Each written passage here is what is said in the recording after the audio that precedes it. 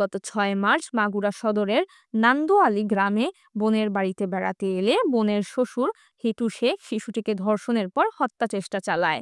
পরে চিকিৎসাধীন অবস্থায় ১৩ই মার্চ রাজধানীর সম্মিলিত সামরিক হাসপাতালে শিশুটির মৃত্যু হয়। এ ঘটনায় শিশুটির মা বাদী হয়ে মামলা দায়ের করেন। জবানবন্দিতে প্রধান অভিযুক্ত হিটু শেখ ধর্ষণের দায় স্বীকার করেন। চার্জ শুনানি শেষে ৪ আসামির বিরুদ্ধে আগামী ২৭ এপ্রিল সাক্ষ্য গ্রহণের দিন ধার্য করেছেন আদালত। বুধবার ২৩ এপ্রিল সকালে জেলা নারী ও শিশু নির্যাতন দমন ট্রাইব্যুনালে চার্জ শুনানি হয়।